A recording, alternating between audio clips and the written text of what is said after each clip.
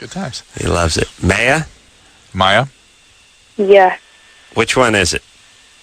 Maya. Maya. All right. Yeah. What's up? Okay. And then, by the way, I said that not to correct her, but I know our listeners, and if you don't say their exact name, they'll just sit there quietly, not answer. All right. What's up? You're 17.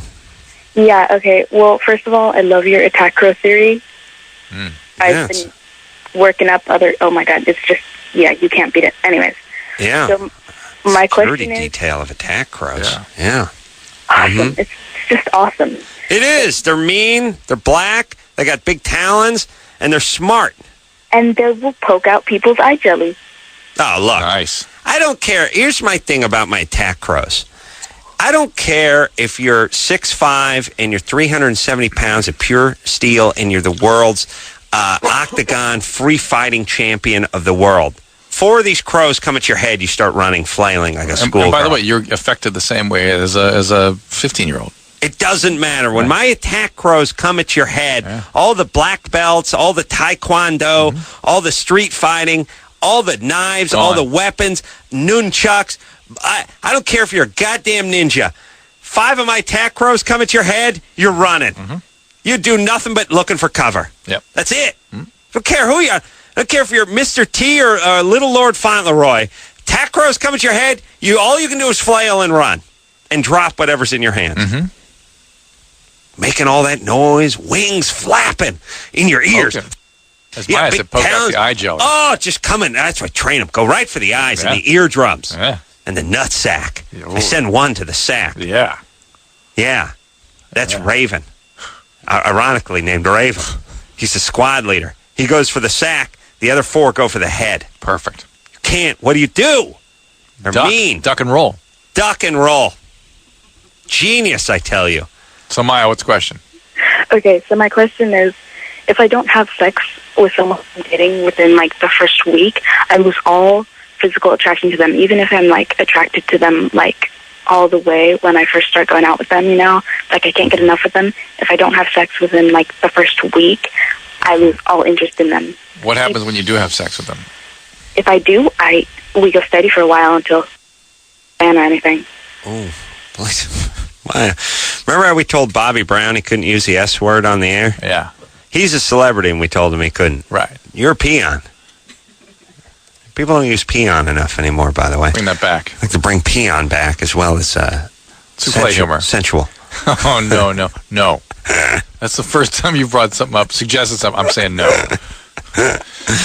You know what I decided? If you see the word sensual on someone's computer dating, if you see it on their bio, run. Yeah. Sensual means over 40, fat ass and big jugs. Sensual means gives great oral but huge ass. When you hear a woman, no hot 19-year-old describes herself as sensual. No. You got to get fat, you got to get old, or erotic. That's bad times. Yeah. That means good oral, but big ass and 42 plus in the age department. Oh, yeah. There's no 23-year-old woman that describes herself as sensual. No. You don't have to describe yourself as anything when you're young and you're hot. You know what I mean? You just describe yourself. Yeah, it's like, here I am. Come and get it. You're just a meal. You don't need a billboard, right? Right. I'm a sensual woman. Oh, sensual woman means used to be a dude. Could be. Could possibly be a dude. You stay away from sensual. Maya? Do you consider yourself a sensual woman? Well, I'm not over 40. I don't have huge jugs, and I'm not floppy and fat, so I guess not.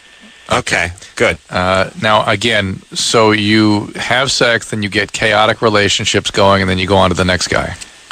Yeah. After, so either way, you find a way to sabotage the relationship and prevent real intimacy from developing. Every single time, even if before we end up going out, I'm completely head over heels. It's just I don't know how. I just stop liking them. All right. Well, look, three-quarters of this is normal chick, 17-year-old. Yes, about a third, really. But the fact is, she finds a way to avoid intimacy. She either avoids intimacy by not proceeding with the relationship or sabotaging, creating chaos after she does get some sort of physical relationship. Where's your dad? Oh, well, I've never lived with him. You never lived with him. What happened? No. Why did he take off? Well, my mom and my dad weren't married when they had me. Right. And so he just split. They had their own problems, joined the Army, and now he lives in Pennsylvania. So that's a serious intimacy issue there. Right. How were the other men that came through with Mom? Not many, but her new boyfriend is currently incarcerated. All right. What did he do? He pimping and pandering, and he totaled the car. He stole our car and totaled it. Pimping? Pimping and pandering. Yeah. That's basically he was driving around with someone that was, like, I don't know, a prostitute or something. Yeah, or something. Yeah. That's pimping. Isn't that the pimping part? That's the pandering part. I think they just put pandering on there because of the alliteration. It sounds good, yeah. It must have been it.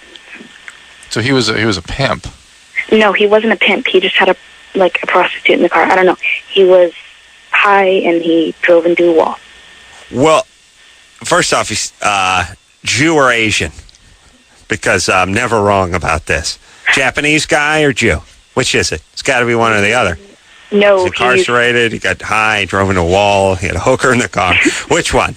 Which one is it? Pimping, pandering? When I hear pimp, I think Jew. When I hear pandering, I think Asian. Just like the panda bear. Yeah. I hate to, hurt your spirits, but well, I'm never wrong. What's that? He's African-American. Oh, you know what? See, that's why you can't stereotype. Because you hear pimp and you think Jew. And you immediately go to Jew, and if somebody says, well, he's not a Jew, you go, well, okay, well, what part of Osaka is the guy from? You know, you go Japanese. By the way, don't they have pimps in Osaka? They're black. Oh. They have to import. Come on, Drew. You are not racially sensitive at all. The point is you can't stereotype because this guy turns out to be the only black pimp. You see what I mean? Yeah. In the United States. Yeah, you're thinking Jew. I think in Japan, there's, of course, they're I really don't know that culture, Drew, and I'm not willing to judge like you are. But my point is you hear pimp, you hear pander, you think Jew, and it turns out that guy is of African American descent. So that's why I don't judge. Could be Jewish. I cannot judge because no, he could be Jewish. But do you see what happens when you stereotype? You're usually wrong. You stereotype assuming all Jewish people are white. You know what, Drew? Enough, because I'm starting to get offended. Okay. Maya? Yo. Look, baby doll, you're smart, right? Oh, well, yes. Okay, so here's the thing. You have issues with men. You have issues with daddy. You can't be intimate with anybody. You can't be intimate. Just reel it in. Why?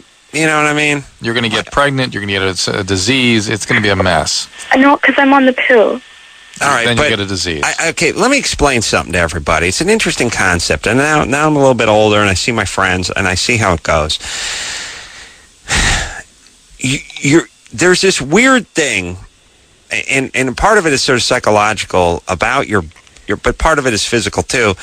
Your body is almost a part that wears out, and while it's important to move and it's important to exercise, the folks that just sort of treat their body almost like they treat your vagina like it's a punching bag. You know what I mean? Speed bag. Yeah, the guys that are just the guys that are just out, I know these guys, and they're getting older now, and now you're starting to see the mileage on them. And I know I do my car analogies, but you get a new car, you can do whatever you want with it for the first 50,000 miles. Doesn't matter, nothing will go wrong. But then look out, stuff just starts going wrong. And I know it sounds like I'm making a physical metaphor here, but the Mayas of the world, we see these women that are 22 and they just look haggard. Right. They just, and it's not because they've been in the sun too much, and it's not because of their do whatever. It's just what they've seen. Bags under their eyes at 22. I mean, you sort of age yourself prematurely by having the life of a 40-year-old when you're 16. Yep, that's true. Just stop it. Just get a Hello Kitty sticker, put it on your Peachy folder, and go to school, and just start hanging around with young girls and having young girl problems. Stop doing this. Yes. You're going to be pregnant at 18. You're going to have birth controls. Let's give her that. Good. You're going to get hooked up with some abusive guy, and it's just like you just see these people. They're in their early 20s. They should look like college students, and they just look like burnt out sort of hillbillies. Right. And then, of course, the drugs and the speed and everything does that too. Right. Sunblasted. Wow. Black Pimp. Can you imagine that? You see what? Never. That's why I just, I won't. Open your mind, Adam. That's what I'm saying. Yeah. That's why you can't judge a book by the cover. You just can't. Matt, 27. Although if there's like a nude chick on it, it's usually a safer bet than like some weird calligraphy. Yeah. Matt? Yeah. And by the way, can't judge a book by its cover has got to be the worst goddamn cliche ever because that's all you got. The cover? Oh, you mean it's, yes. You judge everybody and everything by what it's like saying, again with the car, it's like saying, well, just because the thing's all rusted out and beat up and scratched up and dented up on the outside doesn't mean it doesn't have a great engine. Yeah, it does. Yeah. 9 times out of 10 it does. Right. Maybe the modification should be you can't always judge a book by its cover. You'd have a better life judging books by their cover. Probably what it originally was, by the way. It probably originally was. You can't always judge a book by its cover. I'm going to tell my kid, look, go out and judge all books by their cover, and you'll be wrong 1 out of 100 times. Better than keeping an open mind and having some guy stab you because you refuse to judge. Right. Please, everyone, judge.